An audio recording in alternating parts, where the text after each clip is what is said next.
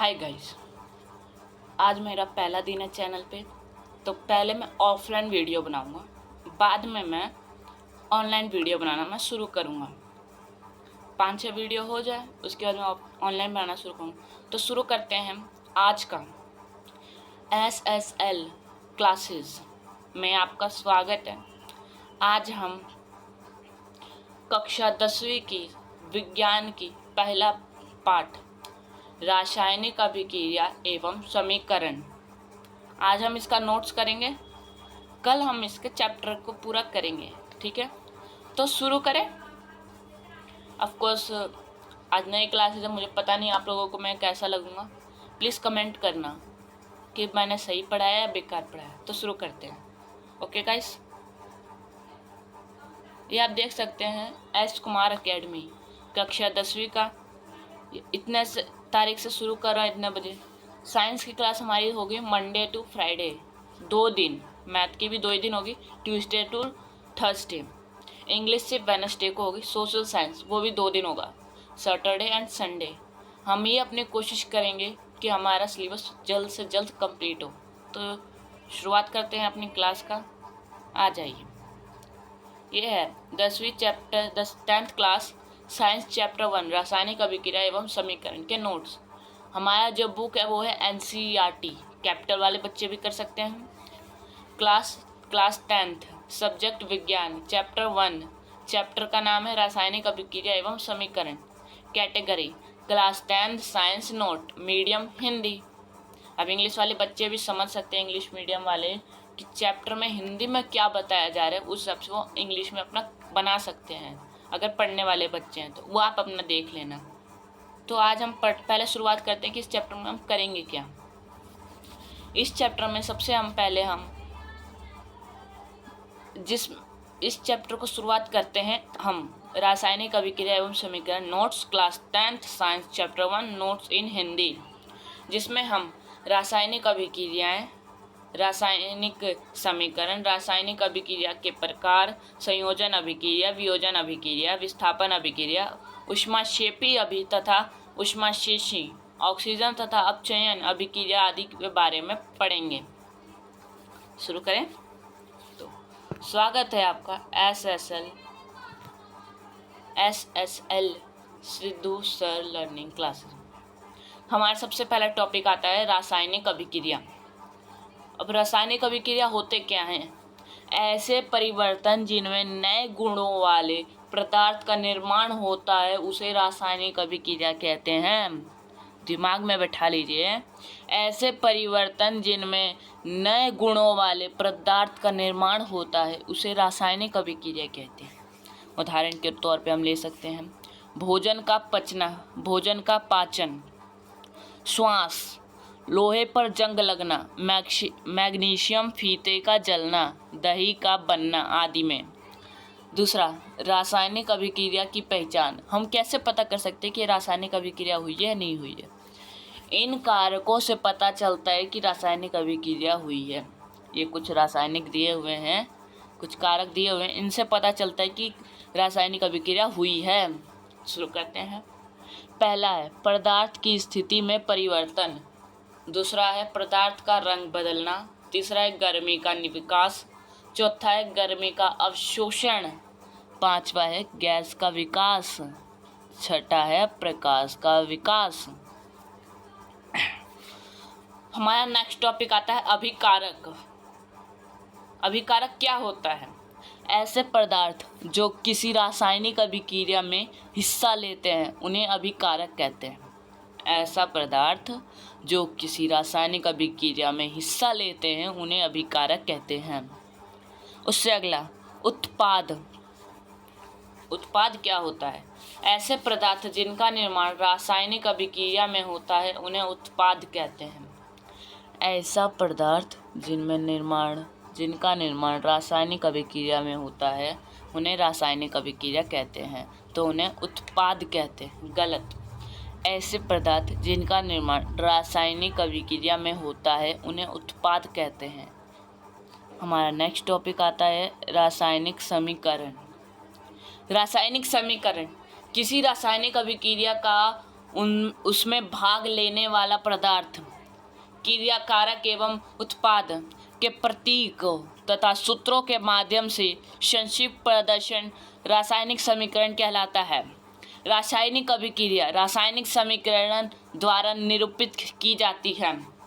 रासायनिक समीकरण में तत्वों के प्रतीक या अभिकारक और उत्पादों के रासायनिक सूत्र उनकी भौतिक अवस्था के साथ लिखे जाते हैं। रासायनिक अभिक्रिया में आवश्यक परिस्थितियां जैसे ताप, दाब, उत्प्रेरक आदि को तीर के निशान के ऊपर या नीचे दर्शाया जाता है। हमारा अगला टॉपिक है संतुलित रासायनिक समीकरण। ऐसी रासायनिक समीकरण जिनके दोनों पक्ष बाईं तथा दाईं ओर में प्रत्येक तत्व के परमाणुओं की संख्या बराबर होती है, संतुलित रासायनिक समीकरण कहलाती है। ऐसी रासायनिक समीकरण जिनके दोनों पक्षों बाईं तथा दाईं ओर में प्रत्येक तत्व के परमाणुओं की संख्या बराबर होती है, संतुलित रासायनिक समीकरण कहलाती है। संतुलित रासायनिक समीकरण का महत्व। द्रव्यमान संरक्षण का नियम। किसी भी रासायनिक अभिक्रिया में द्रव्यमान का ना तो निर्माण होता है ना ही विनाश। मतलब जो संतुलित रासायनिक समीकरण का महत्व है उसमें एक ऐसा पॉइंट है, उस पॉइंट क्या है वो द्रव्यमान संरक्षण का नियम। अब इस नियम के बारे में हम पढ़ते हैं। किसी भी रासायनिक अभिक्रिया में द्रव्यमान का ना तो विनाश होता है ना निर्माण होता है। दूसरा, रासायनिक अभिक्रिया के पहले अभिकारक एवं उसके पश्चात उत्पाद प्रत्येक तत्व के परमाणुओं की संख्या समान होनी चाहिए, अलग नहीं होनी चाहिए, वो गलत हो जाता है। उससे अगला, रासायनिक समीकरण को चरणबद्ध संतुलित करना, मतलब हीट एंड ट्रायल विधि। हमारा सबसे पहला है चरण 1। चलो शुरू करते हैं। रासायनिक समीकरण लिखकर प्रत्येक सूत्र के चारों ओर बॉक्स बना लीजिए, जैसे इधर लिखा है। तो Fe का मतलब होता है copper sulphate plus H2O hydrogen oxide मतलब वाटर। अब जब हम इन दोनों को मिला देते हैं ना तो इनसे हमें क्या क्या प्राप्त होता है। पहले तो हमें प्राप्त होता है फेरिक ऑक्साइड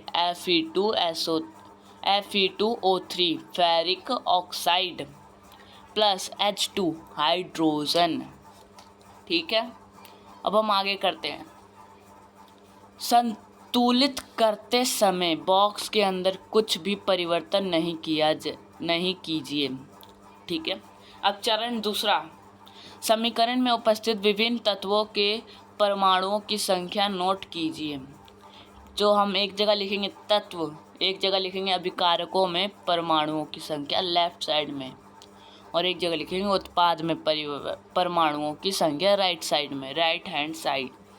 तो ठीक है, हमारा पहला है फेरिक ऑक्साइड, हमारा पहला है कॉपर सल्फेट Fe। तो इधर की तरफ हमारा लेफ्ट साइड में 1 है, राइट साइड में हमारा 2 है, 3 है, फेरिक ऑक्साइड 3 है लेफ्ट साइड में, राइट साइड में। दूसरा है हाइड्रोजन हमारा लेफ्ट साइड में 2 है, राइट साइड में भी 2 है। ऑक्सीजन हमारा लेफ्ट साइड में 1 है और राइट साइड में 4 है। ठीक है, तो ये हमारा। अब हम आगे करते हैं चरण 3। थोड़ी थकान सी हो रही है, थोड़ी देर रुक वेट करिए, करता हूँ आगे।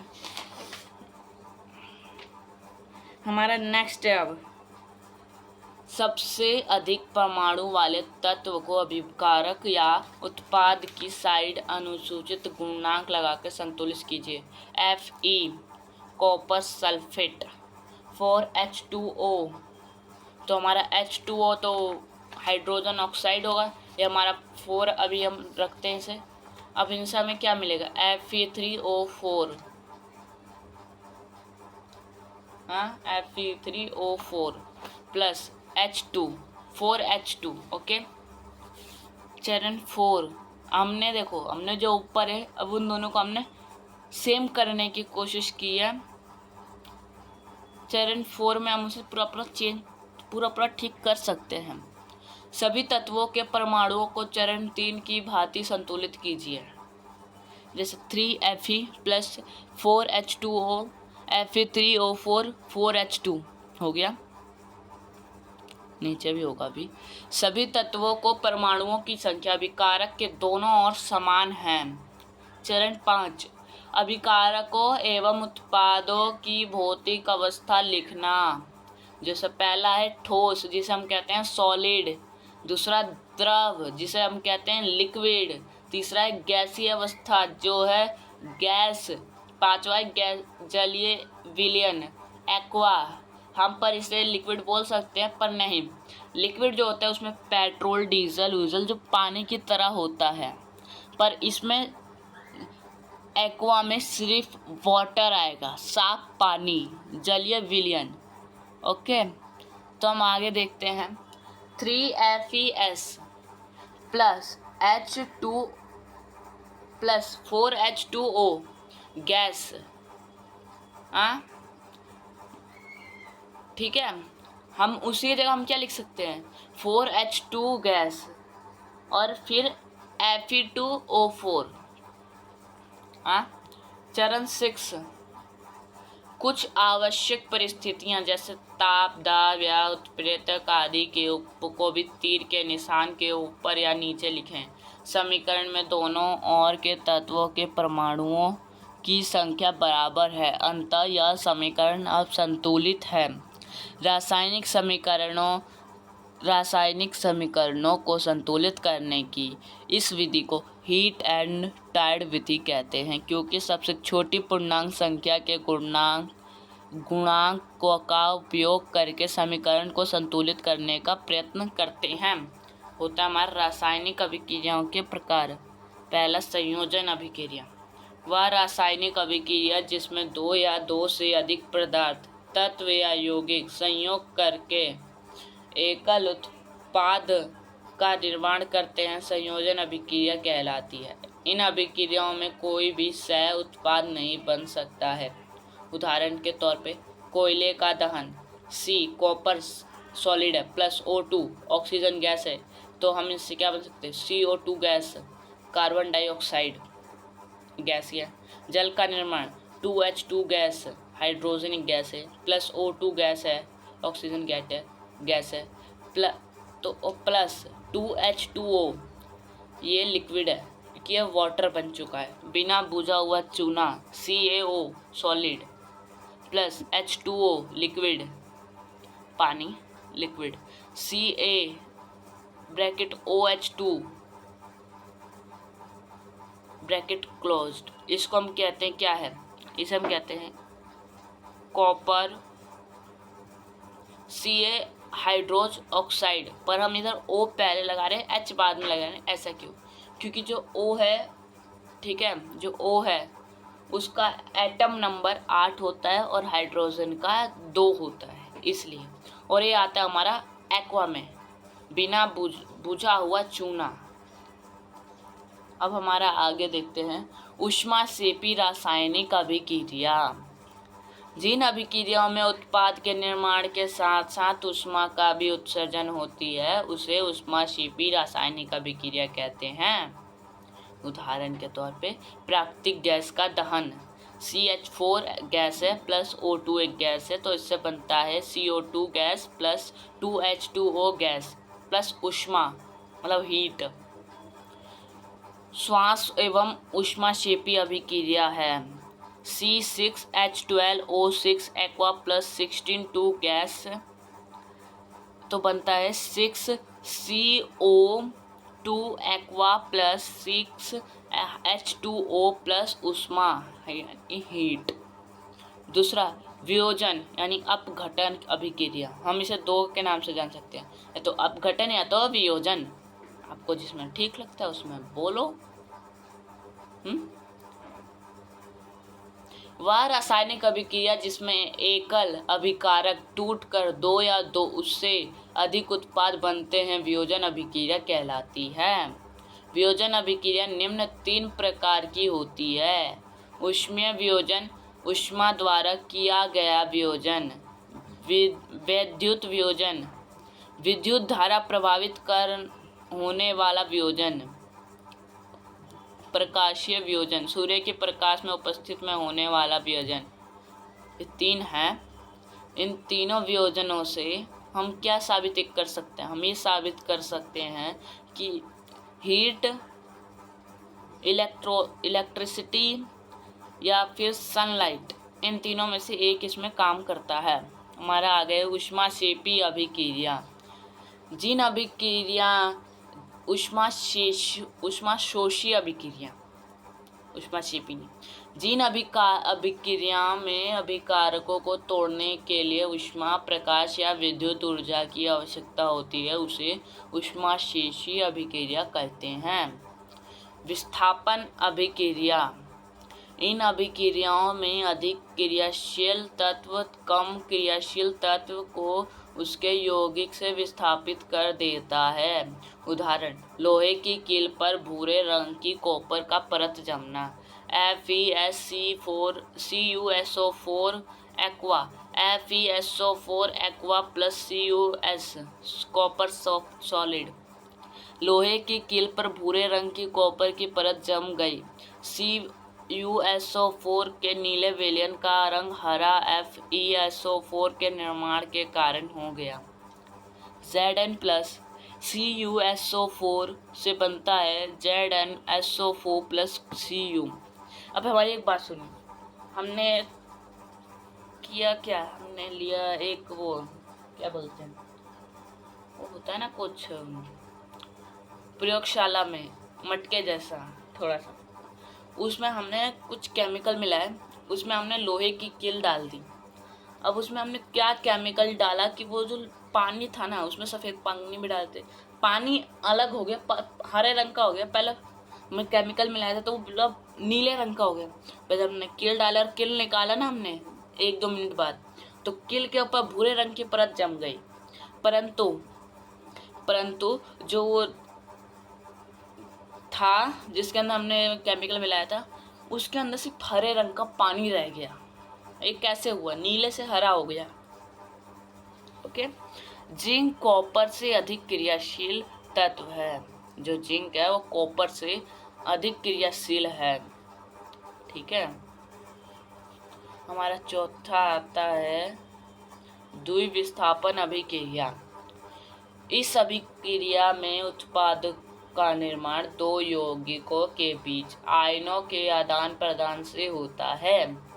Na2SO2 aqua, sodium sulphate plus BaCl2, ये भी एक्वा में ही आता है। बेरियम क्लोराइड पर हम जब इससे हम कोई नया उत्पाद बना रहे हैं, 2 है ना, तो हमें क्या मिलेगा? BaSO4 solid barium sulphate. पहले क्या था? बेरियम क्लोराइड, बाद में क्या मिला? Barium sulphate. और दूसरा है +2 NaCl मतलब सोडियम क्लोराइड। पहले क्या था? सोडियम सल्फेट था, फिर बाद में सोडियम क्लोराइड हो गया।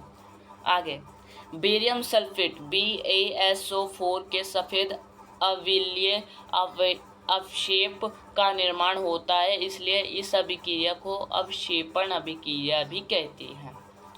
अगला उपचयन एवं अपचयन।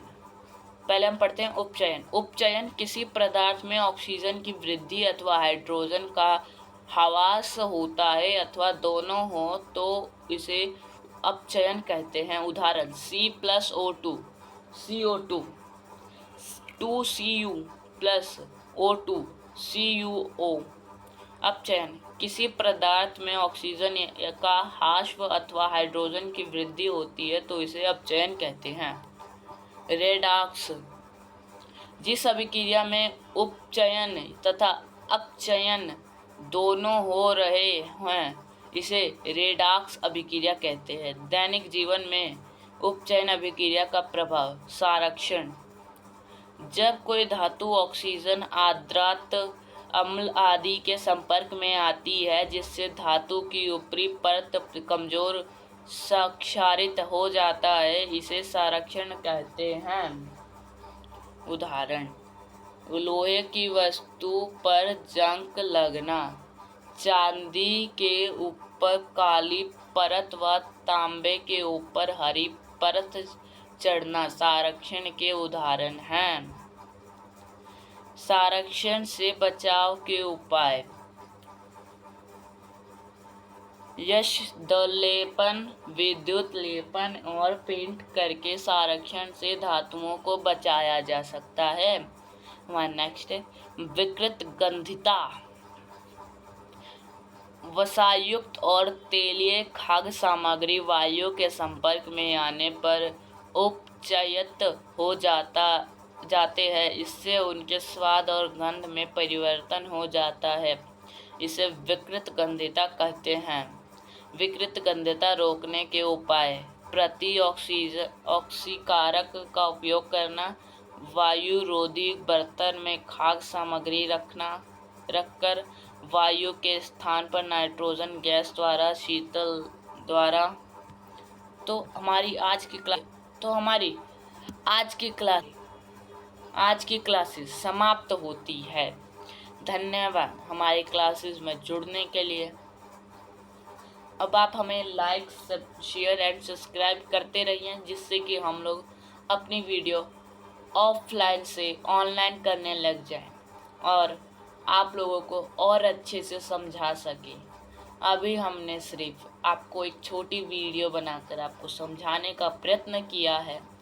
हम यही प्रयास करेंगे कि आपको ये वीडियो समझ में आए, अन्यथा आप हमें दोबारा करें, हम आपको दोबारा इस वीडियो को और अच्छी तरीके से बना के आप में शेयर एंड सब्सक्राइब हम आप में ये सब वीडियो भेज देंगे। कृपया करके आप हमें फॉलो, लाइक, कमेंट, इंस्टाग्राम पे भी हमारी एक आईडी है, इंस्टाग्राम पे भी उसे भी आप फॉलो करें, ठीक है। हम आपको उसका नाम बता रहे हैं, अगली वीडियो में हम लिख देंगे। तो गाइस ये 3 हमारी इंस्टाग्राम आईडी है, कृपया करके इन पे भी आप फॉलो बैक दे दें। आपकी बहुत कृपया होगी हमारे ऊपर। चलिए हम इस वीडियो को समाप्त करते हैं। धन्यवाद।